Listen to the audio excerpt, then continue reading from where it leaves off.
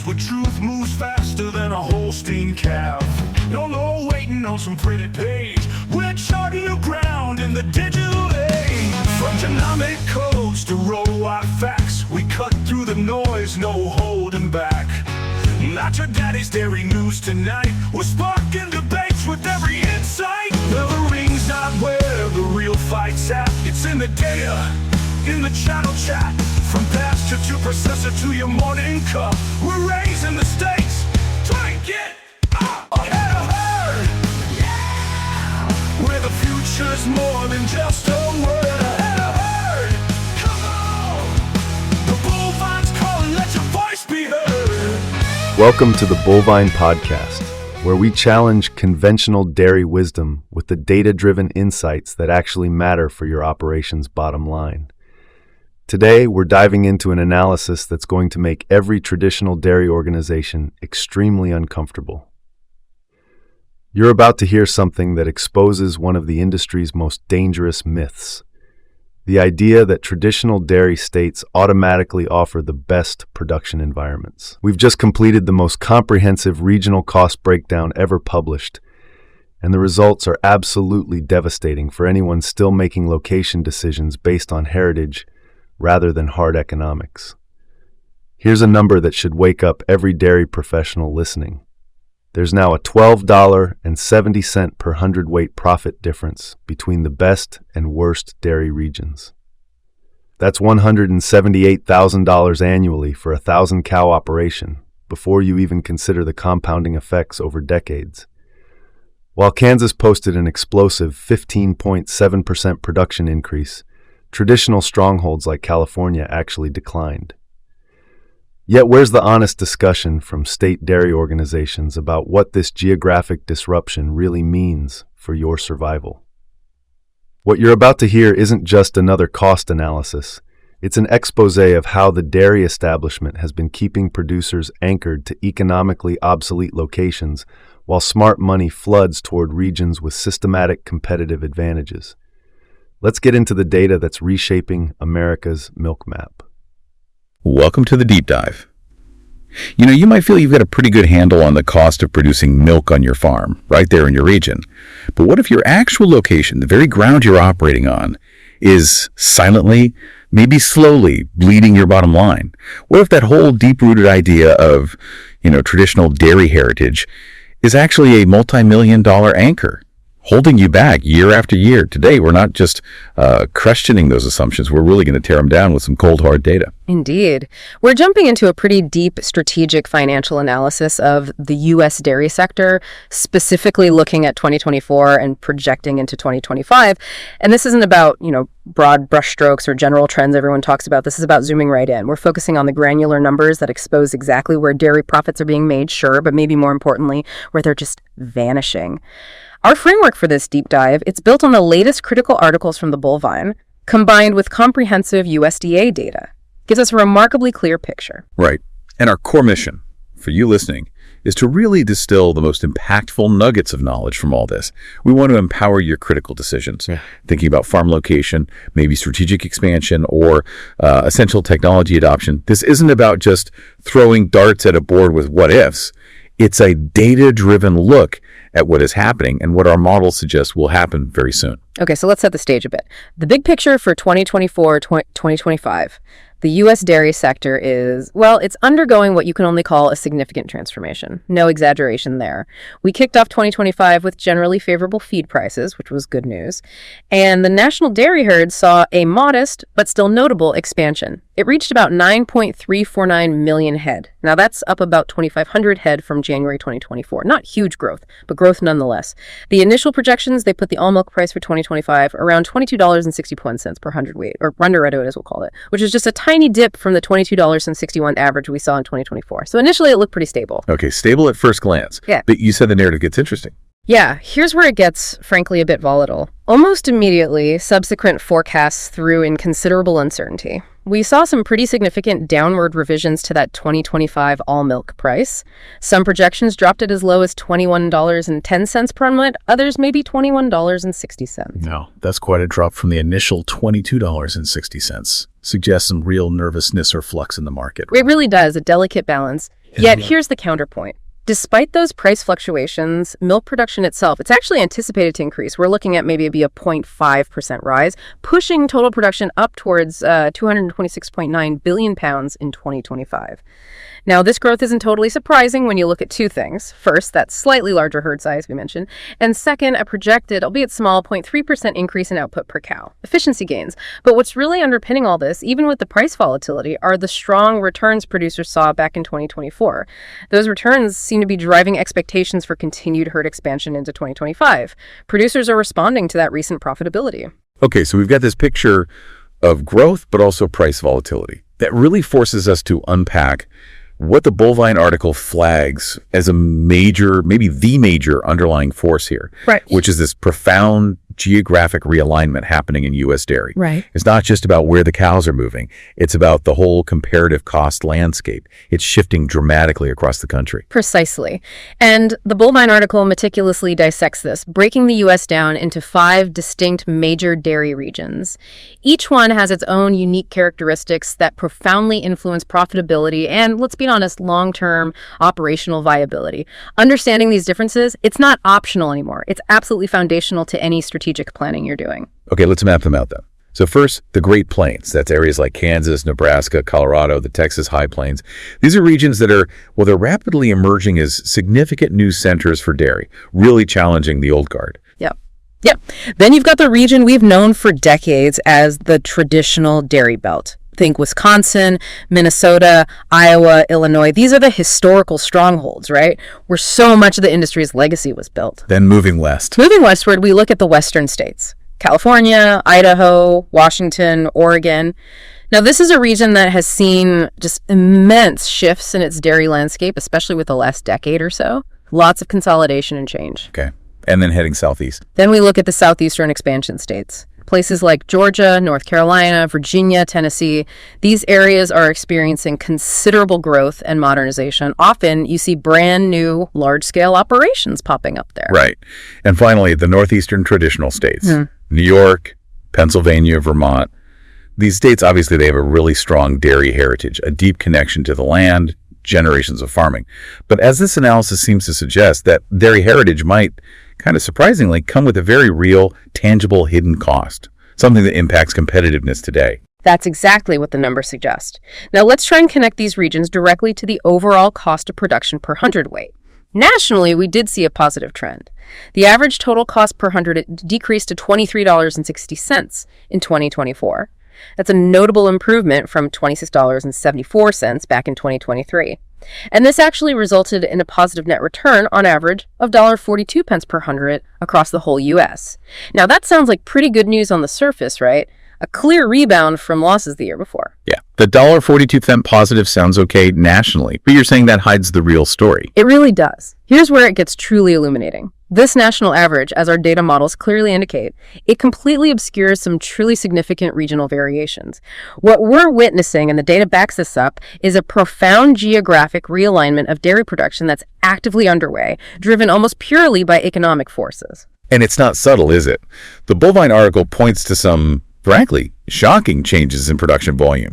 Just looking at the May 2025 data, we're seeing these remarkable double-digit increases in places like Kansas up 15.7%, Texas up 8.9%, South Dakota up 9.5%. Huge jumps. Huge jumps. And at the exact same time, those traditional dairy regions, the historic strongholds, they're experiencing sharp declines. California down 1.8%, Illinois down 4.0%, Oregon down 2.3%, Washington down 3.3%. This can't just be coincidence. That pattern is too strong.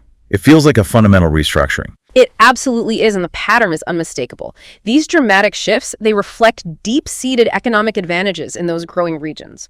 Think about it.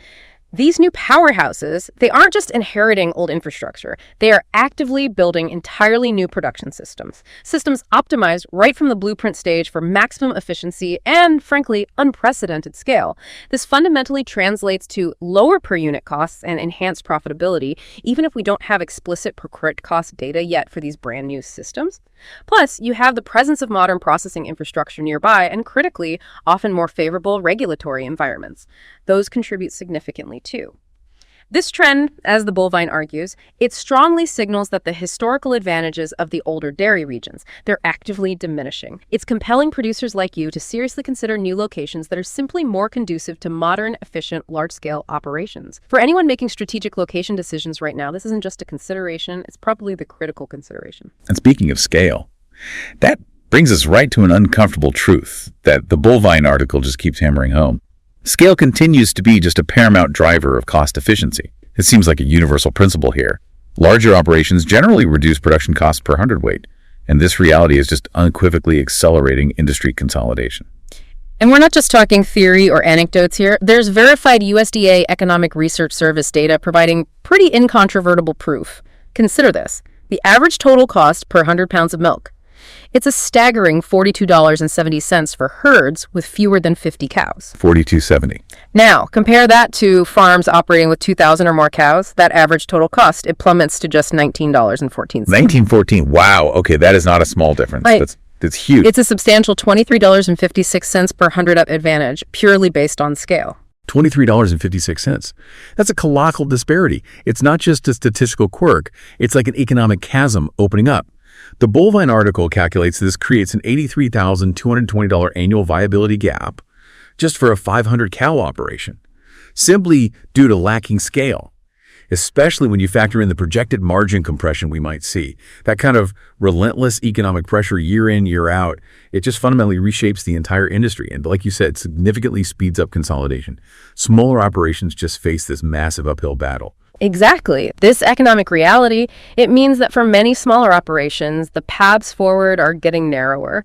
It's either, dramatic expansion to try and achieve a competitive scale, or a strategic pivot towards highly specialized, high-value niche markets where maybe volume isn't the primary driver. Or in some cases, it might mean a carefully planned and hopefully dignified exit from the industry. This fundamental principle, the absolute necessity of scale, it applies across all regions. It really forms a foundational element for any expansion strategy you might be considering.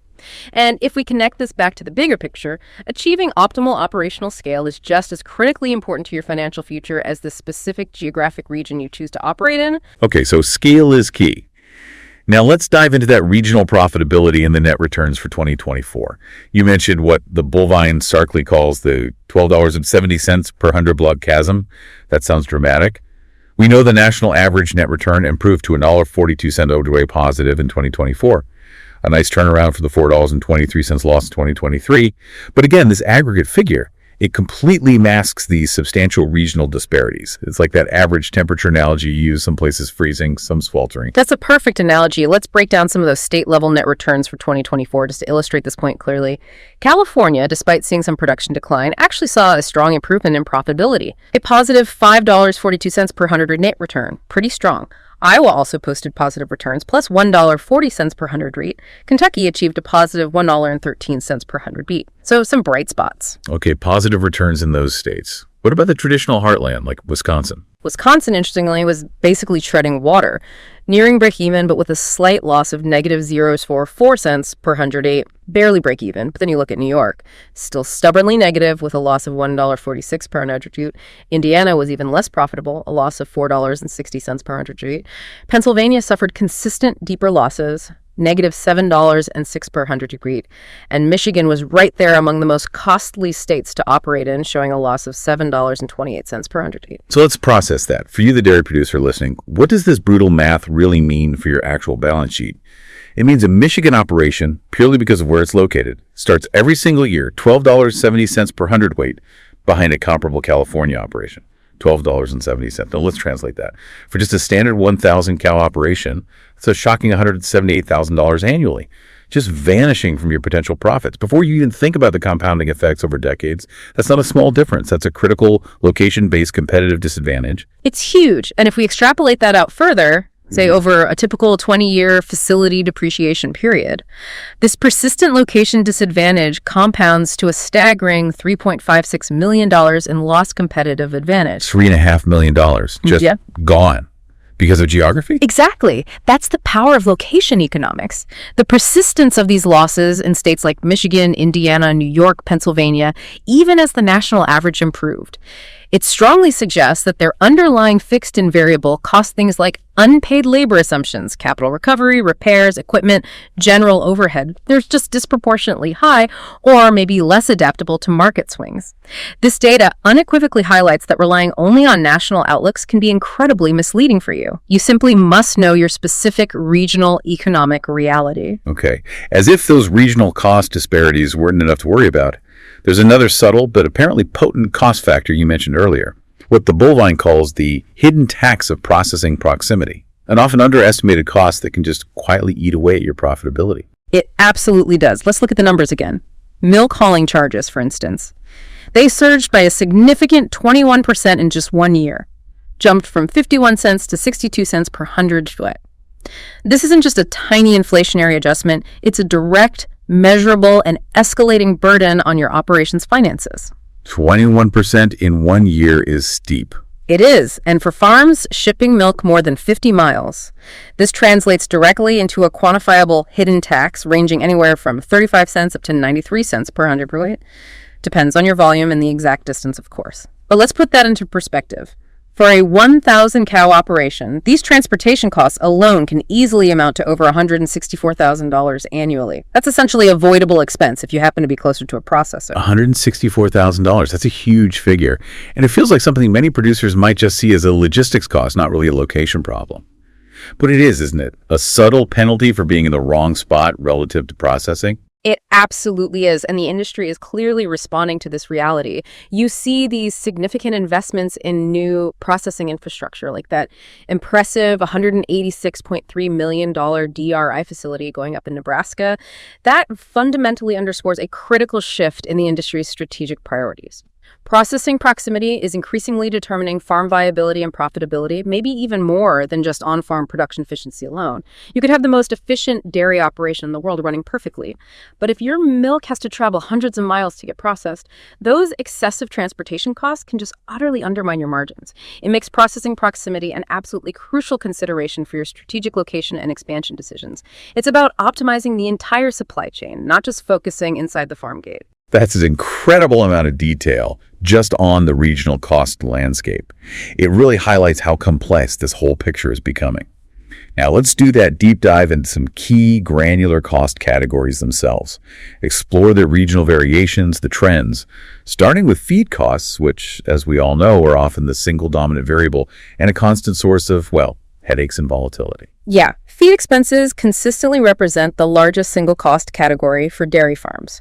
Often, it's over 40% of total operating costs nationally. And if you look globally, that figure can climb even higher, sometimes as high as 48%. It's the big one. The outlook for 2025, according to the Bullvine article and our internal projections, it does indicate a generally more favorable environment for feed costs, which is certainly welcome news. But, and this is a big but, regional variations and that inherent market volatility remain critical considerations. It demands constant vigilance. Okay, so the projections for 25 are looking, on the whole, pretty optimistic then. Generally, yes. Overall feed expenses are anticipated to decrease by a pretty notable 10.1%, down to an estimated $62.4 billion nationwide. That's a substantial reduction from 2024 levels.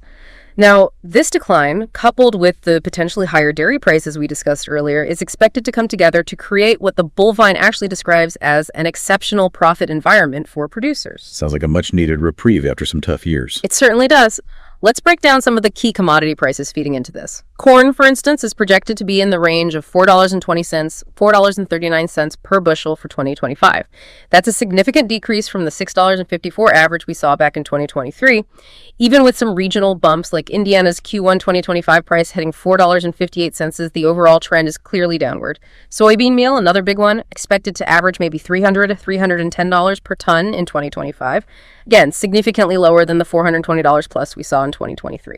And alfalfa hay, which thankfully softened quite a bit through 2024, is projected around $170, $180 per ton for 2025. That's a notable drop from $251 per ton in 2024. These are all really positive indicators for your input costs. So the national trends look promising, definitely.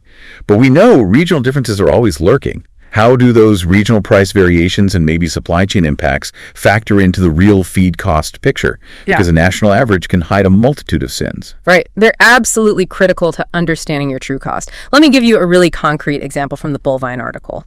In 2024, Wisconsin's corn prices were around $4.04 per bushel, and alfalfa hay was about $160 per ton. Okay. Now, New York on the surface had cheaper corn at $3.08 per bushel. Sounds good, right? A nice advantage. Yeah, seems like it. New York's alfalfa hay cost a staggering 226 cents per ton in that same period. Now compare that to Iowa in February 2025, where alfalfa hay was reportedly as low as $105 per ton. Huge difference. And Texas, around the same time, saw corn prices about $4.45, $4.58, soybeans around $10.76. So different mixes everywhere. That New York example is really telling, though. It highlights how a seemingly small regional advantage in one feed commodity can just be completely wiped out by a significant disadvantage in another. Precisely. The Bullvine explicitly highlights this. New York's apparent corn advantage. It just evaporates when its alfalfa costs $66 per ton more than Iowa's. $66. Now, for a 1,000 cow operation consuming, let's say, 8-10 tons of alfalfa daily, that difference alone translates to an additional $192,000 to $240,000 annually just in feed excesses. Wow, just from that one input difference. Yeah, that's a substantial, often hidden regional cost that directly hammers your profitability regardless of what the national price forecasts say. It truly underscores the need for you to have a holistic view of your specific regional input market, not just cherry picking one commodity price. Wow, that's a huge, almost invisible drain on capital right there. So given these regional nuances and the inherent volatility, what can you as a producer actually do to proactively optimize these feed costs beyond just hoping for low market prices? Improving feed efficiency itself is paramount. Our data models consistently show that improvements there can reduce your production costs by a significant $1.75 and 25 cents per 100 WD. And more advanced strategies focusing on efficiency, they can actually save you up to $470 per cow annually. $470 per cow. That adds up. It really does. Yeah. We're talking about tangible savings directly tied to how efficiently your herd converts feed into milk. Things like precision feeding systems, for example, especially when combined with AI-driven ration optimization, they have demonstrated potential to cut feed costs by 5-10%. And they do that while maintaining or even improving your production levels. Furthermore, using strategic procurement methods like forward contracting maybe 60-70% of your anticipated feed needs, that offers crucial price certainty. It allows you to capitalize on favorable market dips rather than just being completely at the mercy of daily price swings. Gives you some control. But, okay, despite this generally positive outlook for feed prices overall, there's always that element of risk, isn't there? It's never guaranteed. What are the top volatility risks that producers absolutely need to keep on their radar? You're absolutely right to emphasize that. While multiple sources are forecasting these significant decreases in feed costs for 2025, these same sources explicitly highlight what they call top volatility risks. And you need to be aware of these. They include things like unpredictable weather extremes. Think persistent drought in the Western Corn Belt, which can just devastate crop yields. There are also geopolitical uncertainties that can suddenly disrupt global supply chains. You never know when that might happen. And significant fluctuations in energy prices. Those directly impact fertilizer production costs and transportation costs for feed. Right, the ripple effects. Exactly. Shifts in biofuel policies can divert crops away from feed use, and broader macroeconomic pressures like inflation, interest rates, they all play a role. So what this implies is, while the average forecast might be lower, short-term price spikes or significant regional supply chain disruptions are not only possible, but frankly, highly probable. Something will likely happen somewhere. This absolutely necessitates proactive risk management strategies and continued investment in those feed efficiency technologies to try and buffer against unexpected price surges. It really demands continuous market monitoring from you, not just a set it and forget it approach based on one forecast. Okay, a lot to watch on the feed front. Let's pivot now to labor costs. This is another area that seems to be becoming an increasingly significant and rising operational burden for dairy farms everywhere. It feels like a challenge everyone in agriculture is wrestling with. Oh, indeed. Labor consistently makes up a significant chunk of total dairy farm operating costs, typically around 25%. And our data indicates it can be even higher for larger, more labor-intensive operations. This whole expense category is projected to reach record highs in 2025. Total costs forecast to increase to $53.5 billion nationally. Now, that represents a 9.5% rise just since 2023. This isn't just simple inflation. It feels like a structural shift in the cost of human capital on farms. And what are we seeing in terms of the actual average hourly wages across different regions for 2025? Are there big disparities there too? There are, and they're important to track. Nationally, if you look at employer costs for employee compensation, including benefits, that averaged $45.38 per hour back in March 2025. But focusing specifically on hired farm workers, the national average wage was $19.52 per hour during the April 2025 reference week. Regionally, you see differences. Wisconsin workers averaged $18.34 per hour, but that had a wide range from $11.40 up to $23.54, depending on the specific job. California saw average wages of $17.93 per hour, again with a big range from $11.15 to $23.01. New York's minimum wage for farm workers is notable too, ranging from $15.50 up to $17 per hour, depending on the region and the size of the employer. In the mountain regions like New Mexico, livestock workers averaged around $17.54, $70.73 per hour. These variations, even if they seem small per hour, they add up incredibly quickly across a full staff. That's a pretty wide range state by state.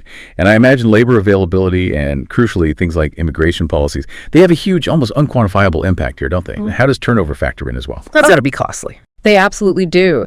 These escalating labor costs, they're significantly exacerbated by these pervasive challenges in just finding available labor and the direct impact of immigration policies. For instance, some proposed policies that could potentially reduce the availability of non-U.S. workers. Estimates suggest they might increase farm wage costs by around 20% and maybe temporarily lead to a 10% decline in productivity as farms adjust. Now, for a typical 250 cow dairy, the Bullvine suggests this could result in a significant annual hit to net farm operating income, ranging from $27,000 all the way up to a staggering $110,000 loss. $110,000 just from policy changes potentially affecting labor supply. Wow. It's a massive potential impact. And turnover. Yeah, that's a huge, often overlooked financial drain. Just poor onboarding practices alone can cost you over $4,425 per new hire. That's in lost productivity, recruitment expenses, training time. Furthermore, while the industry standard turnover rates can be sadly as high as 35%, our data indicates these can be dramatically reduced, maybe down to under 10%, with strategic investments. Things like providing quality employee housing can make a huge difference. Plus, you have the cost of H-2A guest workers, those non-immigrant workers authorized for ag labor.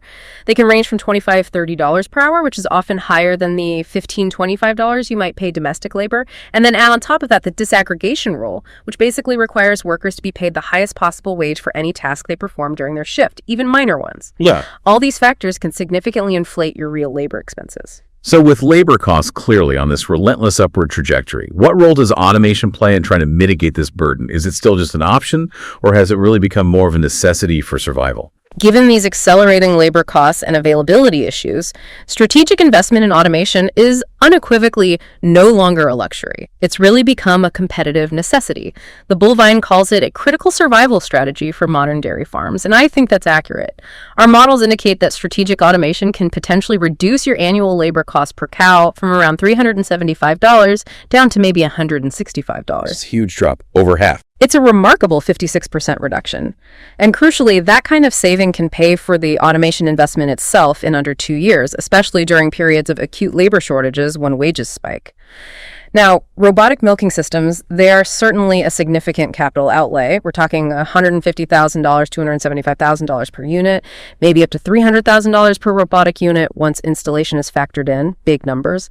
But they offer a surprisingly rapid payback period, estimated around 7 years. That's dramatically faster than the over 15 years you often see projected for just doing conventional parlor upgrades. And beyond the direct cost savings on labor, these systems can also often boost milk production by 15-20% per cow, and increase overall labor efficiency maybe up to 2.2 million pounds of milk per full-time worker, compared to maybe 1.5 million pounds in conventional parlors. That's a really compelling financial argument for automation then.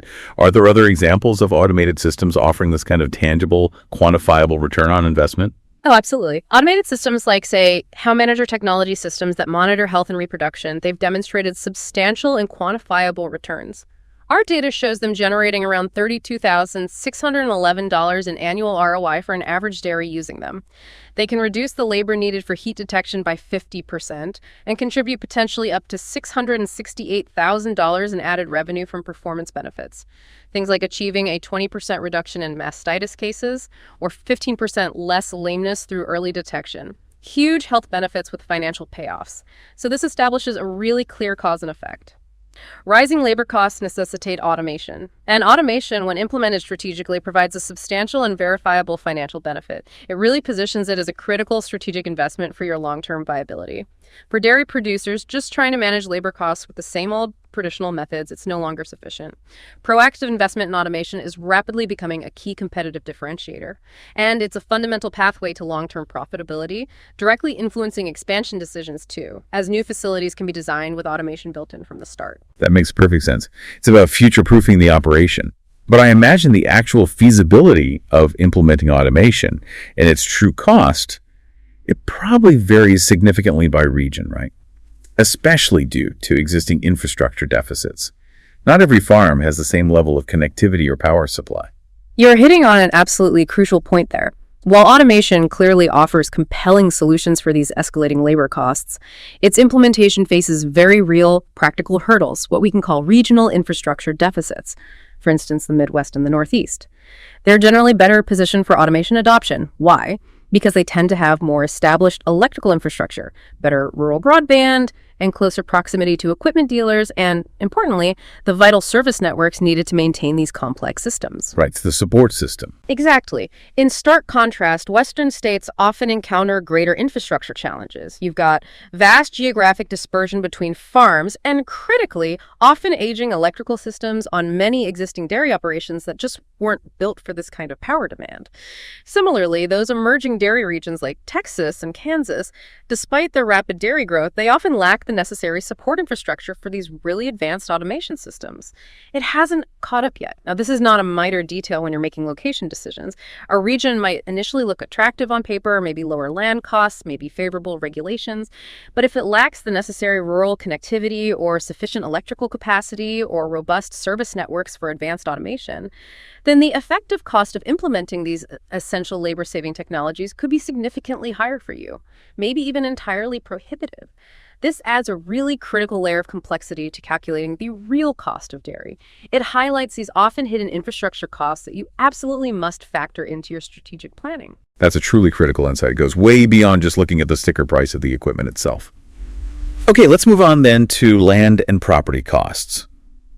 These are, of course, fundamental capital investments for any dairy operation. And again, surprise, surprise, they exhibit significant regional variations and are affected by changing tax rules. Indeed. Land and property costs, they're shaped not just by market demand, but also by these evolving tax implications, which can be quite complex. For instance, look at Nebraska. The market value of agricultural land there actually declined by 2% in 2025, down to an average of $3,935 per acre. That was the first decrease seen since 2024. So maybe a slight recalibration happening in some specific areas. In contrast, you look at Wisconsin. Average agricultural land price there increased by a notable 7% just from 2023 to 2024, hitting $6,363 per acre. These opposing trends just underscore how highly localized land values really are. You can't paint the whole country with one brush. What about California? We know water availability is such a huge, often contentious factor there. Does that directly influence land values in a measurable way? Oh, in California's Central Valley, water reliability isn't just a factor. It's become the dominant driver of land value. It's almost everything. The Bullvine article highlights a clearly visible decline in 2024, listing prices for open land and permanent plantings, specifically for parcels that lack secure district surface water rights. However, land that does have guaranteed water rights, like parcels within the Fresno Irrigation District, those remained highly liquid. Almond orchards there were trading anywhere between $21,000 up to $42,000 per acre. Huge range tied directly to water security. Exactly. It demonstrates that water reliability has become the primary, almost singular determinant of agricultural land value in that specific water-stressed region. Nationally, just for context, the average value for agricultural land, including buildings, was reported at $4,140 per acre in 2024. Okay, so beyond the initial purchase price of the land, what about the ongoing costs? Property tax rates, agricultural exemptions, these can really affect the true year-after-year cost of ownership, can't they? They vary dramatically by state and have a significant impact on your annual carrying costs. Iowa, for example, has assessment limitations that restrict the growth in aggregate taxable value across the whole state to just 3% annually. That provides some level of predictability for producers there. In Indiana, however, the base rate for farmland property taxes increased to $2,280 per acre for 2025. That's a substantial 20% rise just from 2024. And worse, it's projected to keep increasing every year until 2029. That's a compounding burden you need to plan for. Wisconsin assesses agricultural land based on its use value, how it's actually being used for farming rather than its full market value. This typically results in lower property taxes for active farms. However, there's a catch. A conversion charge applies if you convert that land to non-farm use. For instance, it was $1,238 tax relief for conversions under 10 acres in Dane County back in 2024. California offers potentially substantial property tax relief through what are called agricultural preserve contracts, Williamson Act. These can lead to annual savings of 75% by assessing land based on its agricultural income potential rather than its full market development potential. New York also has various property tax exemptions aimed at supporting agricultural businesses. So these nuances are absolutely critical for understanding the true ongoing carrying cost of your land investment. But looming over all of this, there's also a highly significant federal tax cliff approaching, isn't there? This sounds like it has huge long-term cost implications for farm succession, maybe even the very survival of some family farms. This is quite possibly one of the most critical and time-sensitive financial considerations facing dairy producers right now. It demands immediate attention. Many key provisions of the 2017 Tax Cuts and Jobs Act, or TCJA, are set to expire automatically on December 31st, 2025. That's just around the corner. Specifically, the federal estate tax exemption. It is currently slated to decrease by a dramatic 50%. It's projected to drop to approximately $7.61 million per individual starting January 1st, 2026. That's down from $13.99 million per individual in 2025. Cut in half, essentially. Yeah, exactly. Cut roughly in half. And this reduction has profound implications. It could literally force farm families to sell valuable assets, potentially even parts of the farm operation itself, simply to cover the steep 40% federal estate taxes on farm values exceeding that lowered exemption amount. This is especially concerning given the generally rising values of agricultural land we've seen over the past decade. Therefore, for your location and expansion decisions, and absolutely crucially, for ensuring the financial viability of passing the farm to the next generation, you must conduct detailed financial and estate planning now. You need to explore strategies to mitigate these impending, potentially crippling tax costs and ensure the intergenerational transfer of your operation can happen without catastrophic tax burdens forcing a sale. The clock is seriously ticking on this one. That's a ticking clock that really demands immediate attention for so many producers. Okay, shifting gears slightly, let's talk about water and utility costs. These are, of course, absolutely essential inputs, but they often have significant, sometimes unexpected regional disparities. They're not just minor overhead. They can be a major swing factor in profitability. They are indeed highly variable and, in many cases, escalating inputs.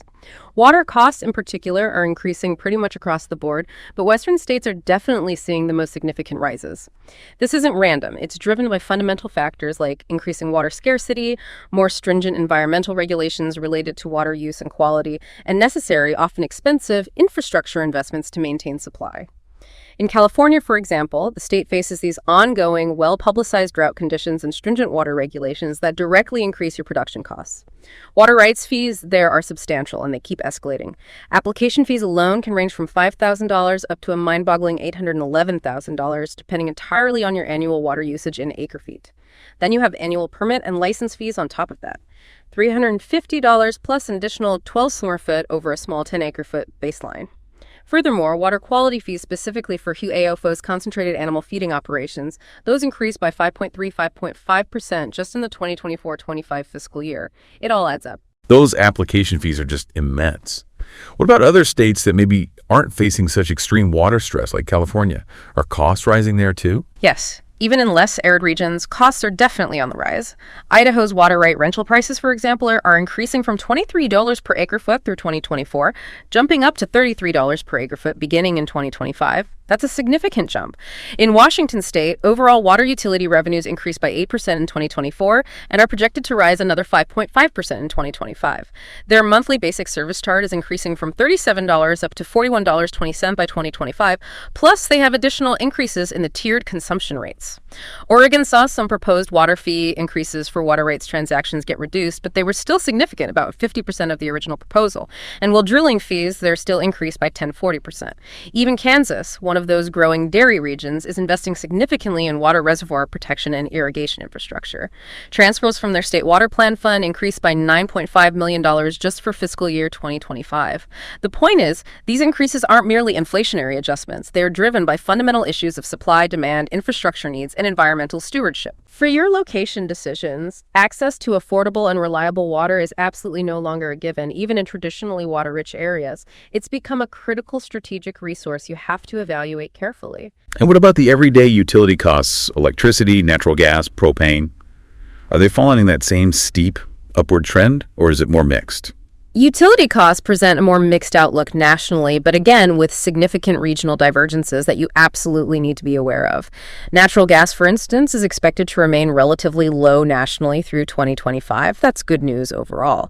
However, the regional variations are pretty significant. The West is projected to see about a 6% decrease in natural gas prices, the South maybe a 4% decrease, but the Northeast could see a 1% increase, and the Midwest, notably, is projected for an 11% increase, primarily due to expectations of colder weather driving up demand there. 11% jump in the Midwest, wow. Yeah, significant. For electricity, the U.S. average residential price is projected to increase by about 2% in 2025, reaching around 16.8 cents per kilowatt hour. And wholesale power prices are anticipated to rise by a more substantial 7%. California, in particular, faces increased operational electricity costs due to its aggressive state-mandated transition to renewable energy sources. While that's beneficial long-term, it temporarily increases utility bills as the massive infrastructure upgrades are paid for. Propane consumption is expected to increase in 2025, again due to colder temperature forecasts, but an estimated 8% decrease in retail prices means overall costs should remain pretty similar to 2024 levels. So the key takeaway for you as a producer is that you simply cannot assume uniform utility costs across different regions. A detailed analysis of regional energy markets and state-specific energy policies is absolutely necessary to accurately project your utility expenses and truly understand your total operational costs. Don't just use a national average here. So many variables constantly shifting, all impacting that bottom line. Okay, let's turn our attention now to capital and infrastructure costs. Modernizing and expanding dairy operations clearly necessitates substantial capital investment. And the financial landscape for making these big expenditures is shaped by evolving tax incentives and varying levels of regional support. It's definitely a significant outlay, no question. Let's talk specifics on new facility construction costs. Robotic milking facilities, that includes the building itself, the robots, necessary milk stores, they typically cost in the range of $14,000, $15,000 per stall, or you could look at it as $35, $38 per square foot.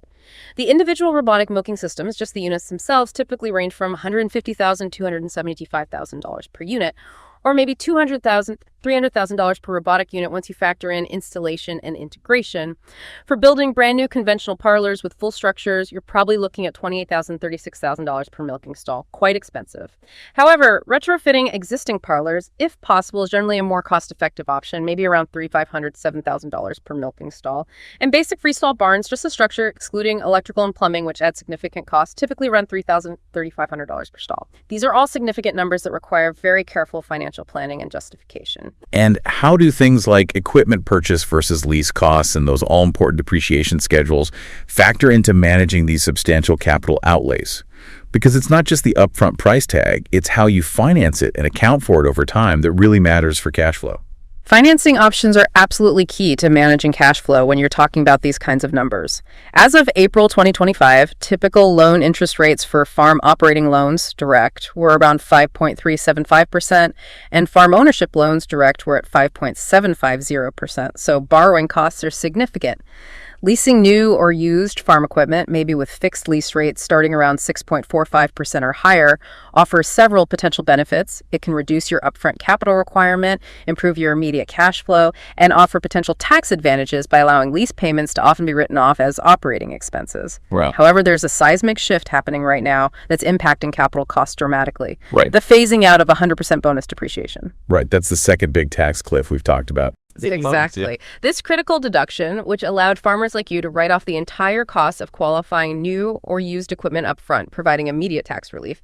It has already dropped to 80% back in 2024. It will be only 60% in 2025. And then it phases out completely, reaching 0% by 2027. What this means practically, that $500,000 robotic milker you might purchase in 2025, it will only yield a $200,000 bonus depreciation deduction, 60% of $500 KM minus the SEC 179 portion potentially. That compares to a full $500,000 immediate deduction just a few years ago in 2022. Post 2025, your deductions for such equipment will revert back to the much longer standard 7 or sometimes 20-year depreciation schedules, significantly delaying your tax relief and increasing the near-term cost of capital. Now, the Section 179 deduction limit for 2025 is $1,250,000, which is helpful, but it doesn't fully replace the broad benefits of bonus depreciation, especially for very large investments, and it has limitations like not creating a loss. Plus, it's important to remember that some states, like New York, don't conform and don't allow the federal bonus depreciation deduction for state tax purposes. This tax cliff on depreciation demands urgent attention if you're planning major capital expenditures. So the message is clear. Producers really need to act fast to maximize those remaining bonus depreciation benefits before they shrink further. What about other specific tax incentives and credits for capital investments, maybe at the state level? Are there programs out there that can help soften the blow of making these large investments, especially with bonus depreciation fading? Yes, thankfully there are still various federal and state programs that can offer crucial incentives, although the big federal bonus depreciation is diminishing rapidly. California's 2024 Dairy Plus program, for instance, provides substantial grants specifically for advanced manure management projects. They offer $750 per cow, up to a maximum of $1.25 million per project. That's significant support. Wisconsin offers producers a farmland preservation credit and also a manufacturing and agricultural credit, both of which can help reduce overall state tax burdens. New York provides a farm workforce retention tax credit, $1,200 per eligible employee annually, and also an overtime tax credit, which directly help offset rising labor costs. Their dairy farm modernization grant program is also quite significant. It awarded $21.6 million to 103 farms just in 2024 for upgrades. Tennessee has its TAEP Dairy Solutions program, offering a 50% cost share up to a maximum of $10,000 for purchasing eligible dairy equipment. Pennsylvania offers farm vitality planning grants and various clean energy and conservation grants that dairies might qualify for. And Vermont's Northeast Dairy Business Innovation Center provides dairy farm improvement and modernization grants, with awards typically ranging from $15,000 up to $100,000 for eligible projects. So the key message here is twofold. First, the phasing out of federal bonus depreciation will significantly increase the effective after-tax cost of your investments, demanding urgent strategic planning and potentially accelerating purchases into 2025. Second, you must concurrently meticulously explore and leverage these available state-level grant and credit programs. They can make a real difference to the affordability of necessary upgrades. We've covered a tremendous amount of ground across all those major cost categories. It's a lot to digest.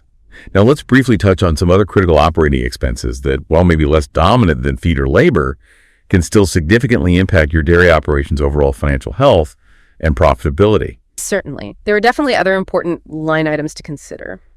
First, let's look at veterinary and animal health costs. National spending on veterinary care and pharmaceuticals is projected to reach a substantial $41.4 billion in 2025. It's an essential, non-negotiable expense for maintaining herd health and productivity. The recent highly pathogenic avian influenza, or HPAI, outbreak, for example, that has significantly impacted dairy herds in various regions, with California being particularly affected early on.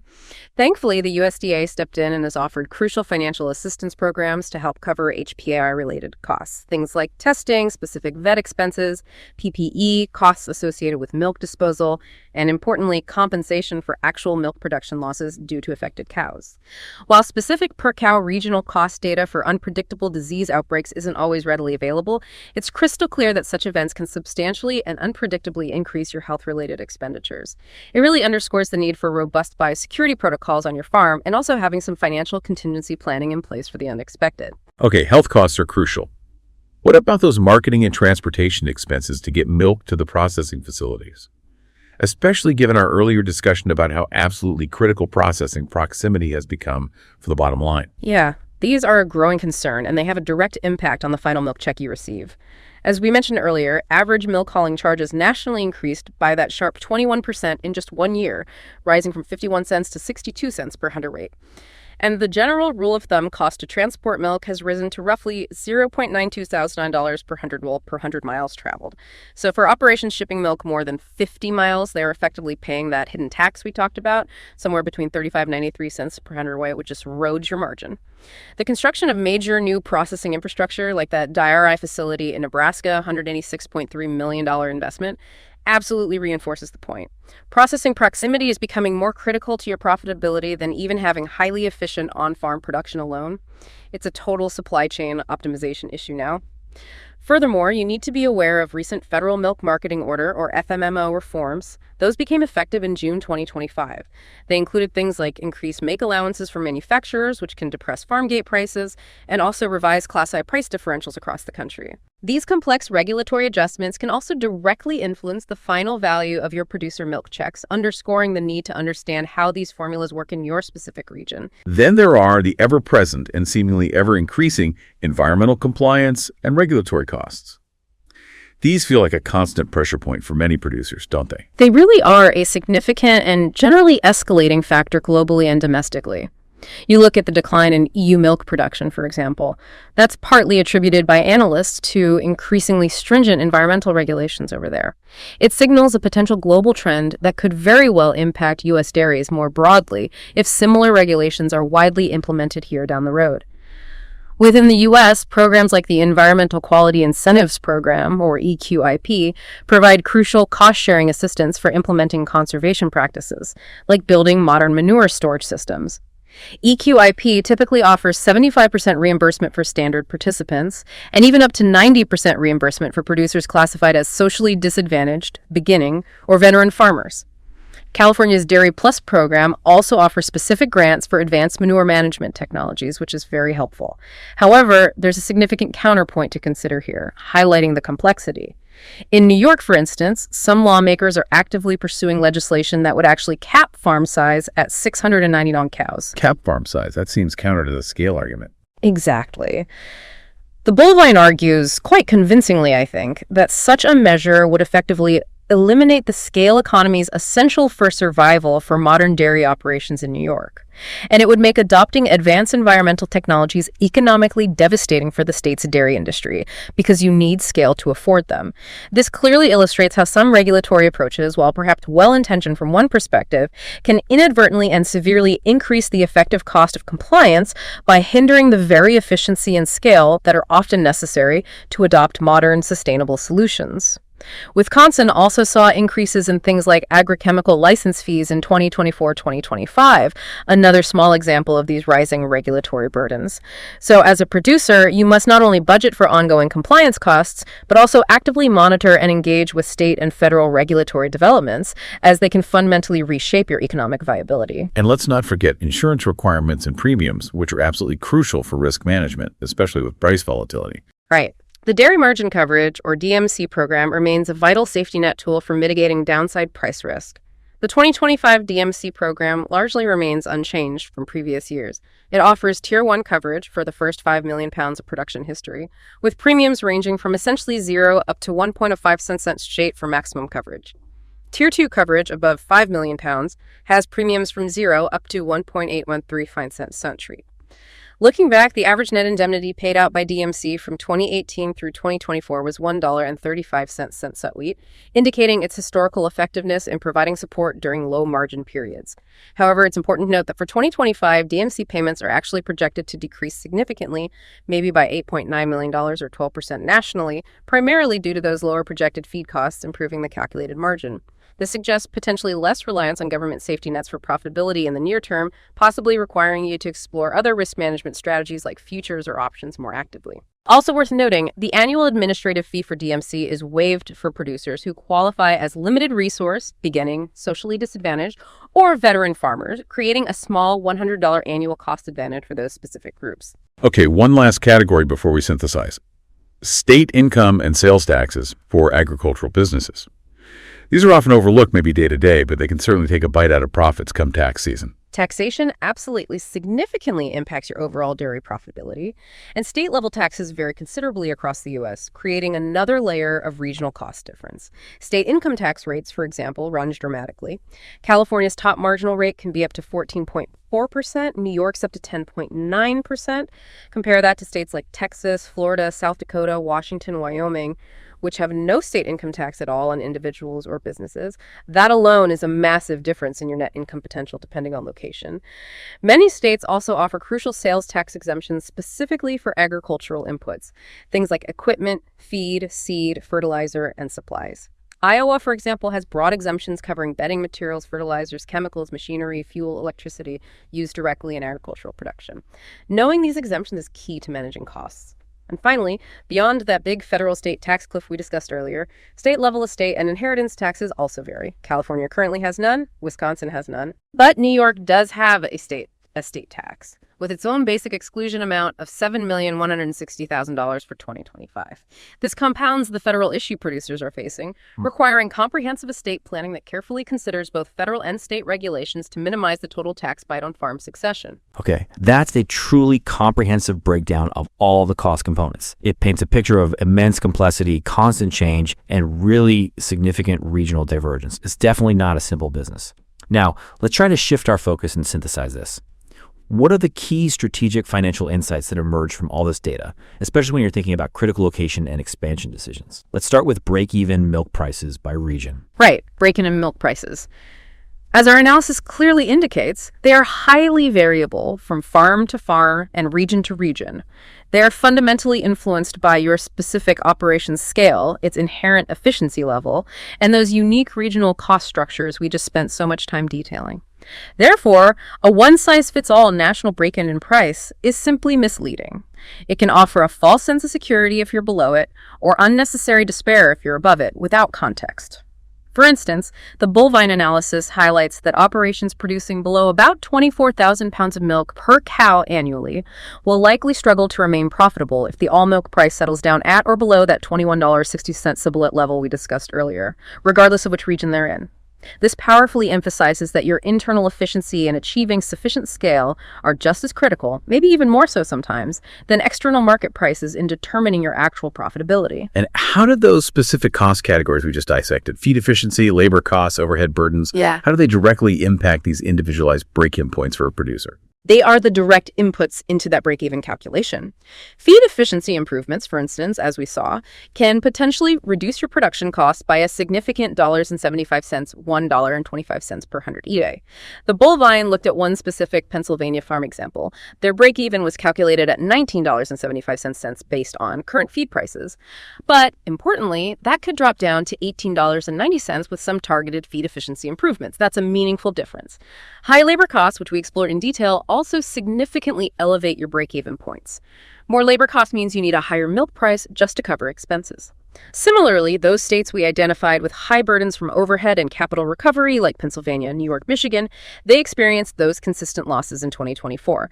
That strongly indicates they have inherently higher effective break-even points compared to more profitable states.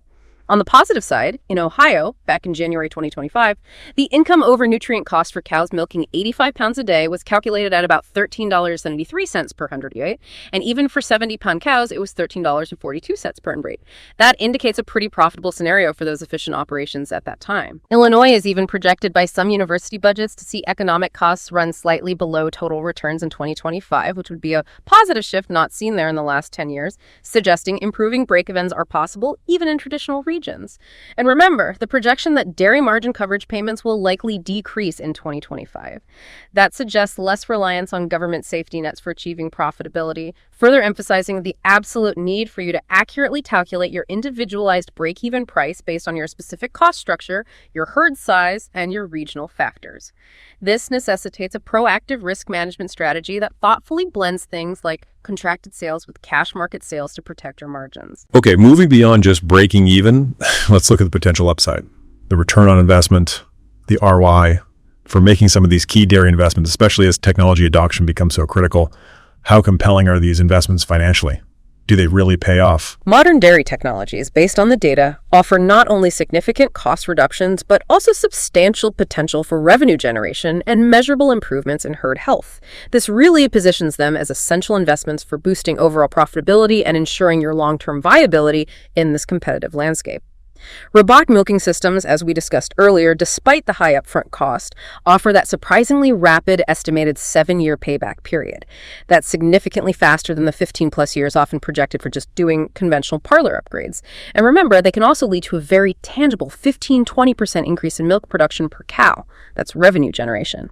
Automated monitoring systems like the Cow Manager example have yielded really impressive financial returns in case studies, including that $32,611 in calculated annual ROI for an average dairy, and potentially contributing up to $668,000 in added revenue from performance benefits like reducing mastitis by 20% and lameness by 15%. Those are staggering figures for ROI. What about other, maybe less obvious technologies? Are they showing similar payback potential? Yes, the data suggests strong returns across various tech categories. Milk predictive analytics, for example, using AI to forecast production. Studies show it offers a rapid 8-month payback period and can potentially result in $1.30 per 100 milk premium for producers who can leverage that information effectively with their processor or for management decisions. Feed efficiency AI, focusing specifically on optimizing feed utilization through data analysis. That shows a quick 7-10 month payback period, potentially leading to a 5-10% reduction in your biggest cost category feed. Data integration platform systems that pull together all your disparate farm data into one place for analysis. They demonstrate about a 12-month payback period and a remarkable 5.8 to 1 ROI ratio on 1,000 cow dairies in some studies. That proves the immense value of having interconnected, actionable information at your fingertips. And even smart calf monitoring systems, which track individual calf health indicator. They show ROI within just 7-8 months, primarily by significantly slashing calf mortality rates, sometimes by up to 40%. Fewer losses equals better returns. These aren't just incremental improvements you might get from tweaking things. These technologies appear to be potentially transformative for efficiency and profitability. So it really sounds like these technologies aren't nearly nice to haves anymore. They're rapidly becoming survival critical, especially when we consider their impact on achieving necessary scale and efficiency. Exactly. The adoption of technology is fast becoming a non-negotiable element for maintaining competitiveness in the modern dairy industry.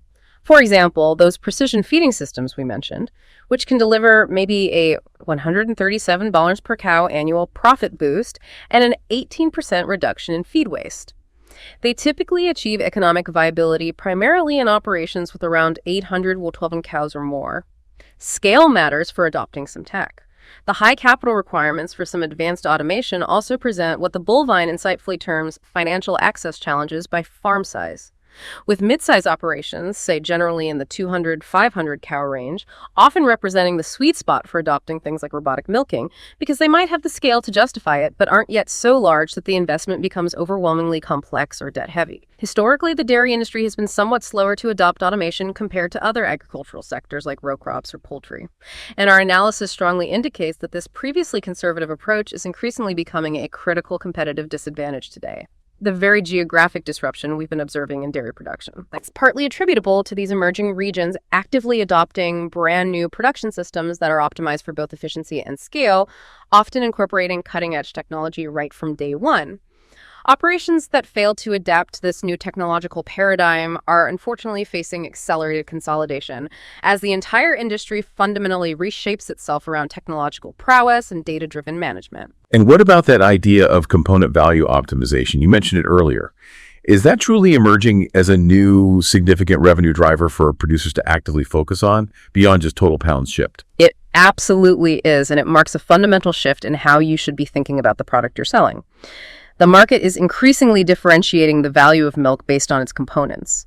We're seeing rising prices and stronger demand specifically for butterfat and protein, driving values for things like butter, cheese, non-fat dry milk, NDM, and whey. This is partly due to shifting consumer demand, but also significantly due to increased export opportunities for these concentrated components. It's creating a sort of market bifurcation. What this means for you is that operations which successfully optimize for higher percentages of components, specifically butterfat and protein, will capture significantly higher revenue per pound of milk shipped. For example, numerous analyses show that each 0.1% increase in butterfat content can add roughly $0.15 per $100 per 20 cents per monotee to your milk check, depending on current component prices. In the Southeast region, specifically looking at Class M8 milk sales, studies showed that increasing fat percentage added a substantial $1.28 $1.38 per hundredweight to producer milk checks in recent periods. That's huge. $1.30 extra per hundredweight just for higher fat. Exactly. It highlights the potential. This shift fundamentally means that just focusing on maximizing sheer volume, the old pounds mentality, is becoming insufficient for maximizing your profitability. Strategic producers must now prioritize genetic selection, using indices like TPI that emphasize components, and fine-tuning feeding programs specifically to consistently enhance component yields. That's how you maximize your overall milk check value and ensure better long-term financial health in this evolving market. Okay, so pulling all these threads together now, the big geographic shifts, the accelerating tech adoption, this new focus on components, how do all these pieces fit into the broader emerging trends and the future of cost competitiveness for the U.S. dairy industry? What's the sum total of this whole analysis telling us? We are definitely witnessing several profound, deeply interconnected trends that are fundamentally redefining the industry right now. First, that geographic realignment of dairy production. It is not a passing phase. It's a powerful, efficiency-driven structural trend. The May 2025 milk production data confirms the significant shift away from many traditional dairy regions. Kansas, as we noted, posted what the Bullvine called a mind-blowing 15.7% production increase year over year. Texas showed 8.9% growth. That contrasts sharply with the sustained declines we're seeing in traditional strongholds like California, MAGA to 1.8%. These new powerhouse regions, they're not merely adding a few more cows to old systems. They are building entirely new production systems, optimized from the ground up for efficiency and unprecedented scale. This strongly suggests that the legacy advantages held by older dairy regions are fundamentally diminishing, compelling producers like you to immediately reevaluate everything from your processor relationships to your milk shipping distances. And that accelerated technology adoption we spent time on. It truly sounds like it's moved from optional to absolutely non-negotiable now. It unequivocally has. The dairy industry's historically somewhat conservative approach to automation. It's now proving to be, frankly, a competitive death sentence for operations that lack strategic vision or the capital to invest. The very geographic shifts we're observing are partly attributable to these new production systems being optimized for efficiency and scale, and often incorporating advanced technology right from their inception. It's baked in. Crucially, a dairy operations capacity for capital investment in technology upgrades, and maybe just as importantly, its ability to successfully integrate these complex management systems into daily operations. These are now key indicators of its future readiness and its potential for long-term viability. Operations that fail to adapt to this technological imperative are, sadly but realistically, facing accelerated consolidation as the industry fundamentally reshapes itself around those who can leverage technology effectively. Then there's the market differentiation through components that you just emphasized. Yes, this is that critical strategic shift away from a purely pounds mentality towards a component mentality if you want to maximize your milk chicks going forward. The Bullvine article highlights that breeding programs focusing on TPI, the Total Performance Index, which specifically prioritizes traits like butterfat percentage and protein content, are consistently outperforming genetics programs focused primarily on just maximizing milk volume in terms of overall herd profitability. This strategic shift towards actively optimizing component yields is no longer just an option for a few niche players. It's becoming crucial for maximizing your milk checks and achieving better overall profitability in an increasingly discerning market. Finally, how do the bigger picture global market dynamics and export opportunities play into this increasingly competitive domestic landscape? Does the world market offer opportunities or just more risk? Well, while the U.S. dairy sector certainly faces its own internal challenges with costs and consolidation, constraints on global production elsewhere are, somewhat ironically, creating new potential avenues for U.S. exports. EU milk production, for instance, is forecasted to decline again maybe by 0.2% in 2025. This is primarily attributed to the impact of their increasingly stringent environmental regulations limiting expansion or even forcing contraction. This decline in a major competing exporting region creates potentially significant export opportunities for efficiently positioned U.S. operations, those that have superior cost structures and modern technology enabling them to compete globally. The U.S. currently exports nearly 1/5, about 18 to 19% of its total dairy solids production, primarily in the form of non-fat solids like skim milk powder and whey proteins. Mexico, Canada, and Southeast Asia, replacing China to some extent, collectively accounted for a large share, maybe around 40%, of total U.S. dairy export value in 2024. However, it's definitely not without risks. Trade tensions and sudden retaliatory tariffs, like China's recent 84% tariff slapped on U.S. whey exports, can certainly introduce significant volatility and market disruption. But despite these challenges, the overall trends seem to point towards tightening global milk supplies and shifting demand patterns that create strategic opportunities for those U.S. producers who are adaptable, efficient, and maintain a consistently competitive cost structure, allowing them to participate in export markets. Okay, that is a lot to process, truly. But the picture that emerges is crystal clear.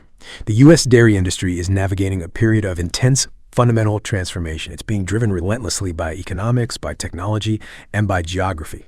So, based on this incredibly detailed deep dive into the bovine article and the supporting USDA data, what are the absolute key conclusions we can draw? And maybe more importantly, what are the most actionable, practical recommendations for you, the dairy producer listening right now? All right, let's try and summarize the key conclusions distilled from this comprehensive deep dive analysis. First, geographic realignment is paramount. The dramatic shift we're seeing in milk production towards emerging regions, it's not a temporary blip, it's a fundamental realignment driven by the construction of new, highly efficient systems and increasingly favorable local economic and regulatory conditions in those areas. Location matters more than ever. Second, scale is non-negotiable for cost efficiency. That stark cost differential we saw between small and large operations. It unequivocally underscores that achieving sufficient economies of scale is a universal imperative for cost competitiveness, and this reality is accelerating industry consolidation. Third, technology adoption is survival critical. Escalating labor costs combined with the sheer demand for improved efficiency make strategic investment in automation and sophisticated data-driven management systems absolutely essential. They're no longer optional luxuries, and they offer truly compelling returns on investment. Fourth, cost structures are highly regionalized. Remember this. National averages for costs and profitability can be profoundly misleading for your individual operation. Unique regional factors related to feed, labor, utilities, taxes, and infrastructure create widely divergent financial realities that demand individualized assessment. Fifth, water and regulatory burdens are increasing. These represent rising, often highly localized operational expenses. And critically, some policy approaches, like potential farm size caps, could inadvertently hinder the achievement of scale and efficiency needed for long-term viability and environmental investment. Sixth, the federal tax landscape is shifting dramatically. That impending tax cliff, specifically the estate tax exemption reduction coming in 2026, and the ongoing phase-out of bonus depreciation ending after 2026, poses significant immediate threats to farm transfers and the affordability of essential capital investment. And finally, conclusion number 7. Market differentiation through components is key. Optimizing your milk for higher butterfat and protein content is becoming a crucial strategy for capturing higher revenue per pound and significantly enhancing your overall profitability in today's market. Those are the big, undeniable takeaways from the data. Now, for you, the dairy producer, sitting there listening, armed with all this information, what are the most critical, actionable recommendations you can take away from this deep dive? How do you navigate this complex, evolving landscape and position your operation for future success? Okay, let's get practical. First, reevaluate your location strategy. Seriously. For producers considering expansion, or frankly, even for those just facing persistent unprofitability where they are, it's now imperative to conduct a thorough, unbiased analysis of these emerging dairy regions versus your current situation. Prioritize locations that have established or are clearly developing proximity to modern, efficient processing facilities. You have to strategically minimize those transportation costs. Actively seek out favorable regulatory environments, states or counties that actively support rather than seem to hinder efficient, large-scale, modern dairy operations. Critically, ensure adequate and affordable long-term water resources. Consider future scarcity risks, not just today's supply levels. And verify that the underlying infrastructure, things like reliable rural broadband, sufficient electrical capacity, strong dealer support networks, is truly capable of supporting the advanced automation and comprehensive data integration you'll likely need to remain competitive.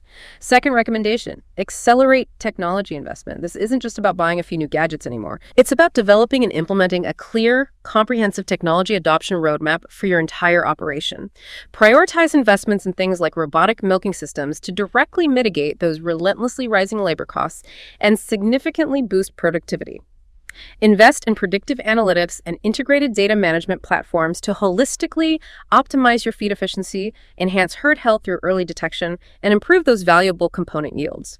And critically, our data models strongly advise. You need to act decisively to place qualifying equipment in service before the end of 2025 to maximize those remaining bonus depreciation benefits. Remember, it drops from 60% in 2025, potentially to zero afterwards, depending on congressional action. This is a time-sensitive financial imperative. Don't wait. Third, optimize for components, not just volume. This represents that fundamental shift in mindset we discussed. Consciously move your focus from simply maximizing total milk volume to strategically optimizing your butter, fat, and protein content. Review your breeding programs rigorously. Select for genetics using tools like TPI or NMI that demonstrably enhance component yields over just milk volume alone. Work closely with your nutritionist to formulate rations that specifically support robust component production, not just overall milk flow, and proactively explore partnerships or conversations with your processors about potential premiums for high component milk. This will directly translate to higher revenue per hundredweight for you. Fourth recommendation, implement proactive financial and risk management. Calculate your individualized break-even milk prices based on your specific cost structure, your herd size, and your regional factors. Do not rely on published national or even regional averages. Know your number. Utilize sophisticated risk management tools like forward contracts, futures, options, alongside the Dairy Margin Coverage Program to actively hedge against price volatility. Recognize that government payments like DMC may provide less support in coming years if margins improve. And this is absolute vital, I can't stress it enough. Engage in urgent estate planning now. Explore options like lifetime gifting strategies, trust structures, or maybe conservation easements to strategically mitigate the significant impact of that looming federal estate tax exemption reduction before January 1st, 2026. Procrastination on this front could literally cost your family millions in unnecessary taxes, potentially forcing asset sales. And finally, the fifth recommendation. Monitor the regulatory landscape. Stay meticulously informed about evolving state and federal regulatory developments, particularly those related to environmental compliance standards, water, air, manure, and changing labor policies, minimum wage, overtime rules, immigration impacts, as these can fundamentally alter your operating costs and your potential for future expansion. Actively engage with your state and national industry associations to advocate for sensible policies that truly support sustainable and efficient dairy production, rather than those that inadvertently create economic barriers to progress, scale, and profitability. Your voice matters in shaping these rules. The bovine article we've unpacked today, supported by all that USDA data, makes it abundantly clear. Your geographic destiny, and indeed your economic future in this industry, is being decided right now, in real time. The producers who will not just survive, but truly dominate the next decade of dairy. They won't be those merely perfecting yesterday's systems in yesterday's increasingly costly locations. They will be the ones who acutely recognize that regional competitive advantages driven by things like infrastructure, input costs, processing access, and regulatory environments determine long-term viability more profoundly than perhaps any single on-farm management practice.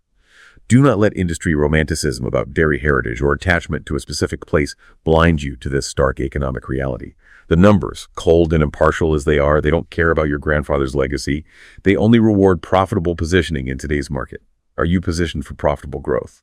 Or are you perhaps anchored to an increasingly expensive geography that, frankly, many traditional dairy organizations aren't yet willing to honestly discuss the full implications of? Our analysis shows this location disadvantage could be costing you $178,000 annually, compounding into millions over the decades just based on where you operate. The Great Dairy Migration, the geographic realignment. It's not just a theory, it's accelerating based on verifiable economic reality. Position yourself, your operation, to profit from this transformation, not become a casualty of it. There you have it, the uncomfortable truth about regional dairy economics that traditional industry organizations desperately want to keep buried. If you're still operating under the assumption that your grandfather's dairy location gives you some kind of inherent advantage, You just heard exactly why that thinking is bankrupting operations across traditional dairy states. The numbers don't lie, and they don't care about heritage.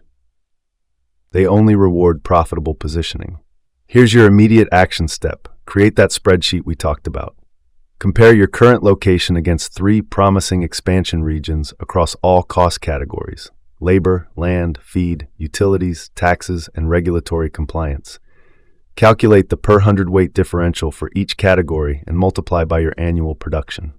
You need to see the real dollar impact using USDA cost estimation methodologies. Remember, the federal estate tax exemption drops by 50% on January 1st, 2026. Bonus depreciation continues phasing out through 2027. The window for strategic positioning is closing faster than most producers realize. The Great Dairy Migration isn't just happening, it's accelerating based on verifiable economic reality. Your analysis will reveal whether you're positioned for profitable growth or anchored to increasingly expensive geography that industry organizations won't honestly discuss. Don't let industry romanticism about dairy heritage blind you to economic reality. Make sure your next strategic decision aligns with mathematical truth rather than geographic sentiment that's costing you hundreds of thousands annually. This has been the Bullvine Podcast. Subscribe wherever you get your podcasts, and remember, we're here to challenge the conventional wisdom that's keeping the dairy industry from reaching its full potential. Until next time, keep questioning everything.